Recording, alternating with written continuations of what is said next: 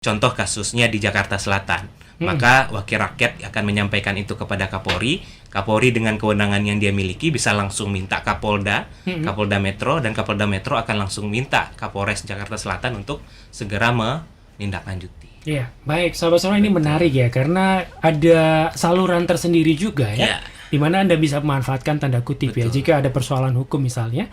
Ternyata Komisi 3 dalam hal ini, teman-teman di bidang hukum, keamanan juga, HAM juga, sangat peduli ya dengan persoalan hukum yang dihadapi masyarakat. Karena wakil rakyat adalah perpanjangan tangan dari rakyat ya. Seharusnya mereka juga membantu ya. Betul. Tapi Bang Afdal kadang-kadang nih ya, sahabat Sonora ya, kalau nggak viral, nggak ada perhatian tuh.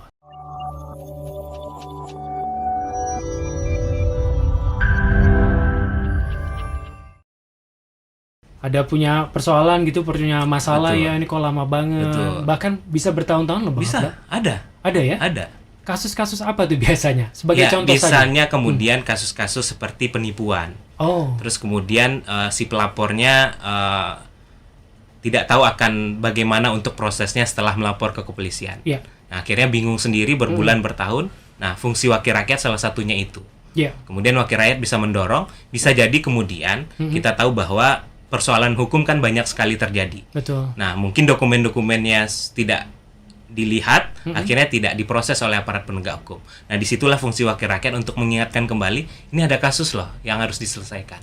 Dan aparat penegak hukum ketika memang tidak ada bukti, itu harus disampaikan juga kepada masyarakat bahwa ini tidak cukup bukti dan tidak kami lanjutkan.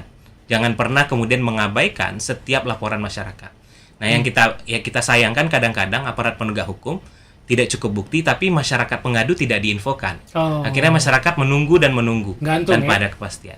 Nah, segala proses itu harus diselesaikan. Apakah lanjut ke persidangan atau kemudian tidak cukup bukti, masyarakat harus disampaikan bahwa ini tidak cukup bukti.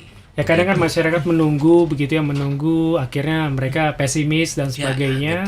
Padahal sudah menyampaikan ke wakil rakyat yang dipercaya tanda kutip, ke Dumas begitu ya, ke Komisi 3 begitu ya. Selain penipuan mungkin Bang Afdal ada lagi kasus-kasus yang sering?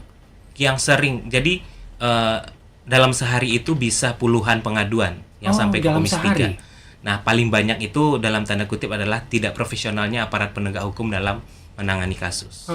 Ya misalnya kemudian sudah dilaporkan tapi tidak kunjung ditindaklanjuti. Dan biasanya alasannya adalah kekurangan personil, kemudian banyak kasus yang sedang ditangani. Nah, itulah gunanya wakil rakyat untuk mengingatkan. Nah, biasanya ketika contoh kasusnya di Jakarta Selatan, maka wakil rakyat akan menyampaikan itu kepada Kapolri. Kapolri dengan kewenangan yang dia miliki bisa langsung minta Kapolda, Kapolda Metro, dan Kapolda Metro akan langsung minta Kapolres Jakarta Selatan untuk segera menindaklanjuti. Iya, baik, sahabat-sahabat, ini menarik ya, karena ada saluran tersendiri juga ya. Di mana Anda bisa memanfaatkan tanda kutip ya, jika ada persoalan hukum misalnya.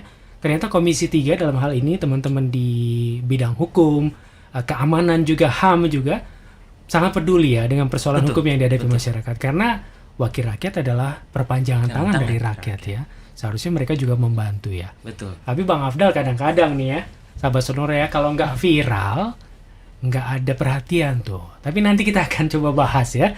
Dalam artian beberapa memang ada anekdot begitu di masyarakat umum ya, kalau nggak viral nggak diurusin dan sebagainya. Tapi di sisi lain ternyata sahabat Sonora ada wakil rakyat yang bisa membantu, menjembatani begitu ya, apapun kasus Anda.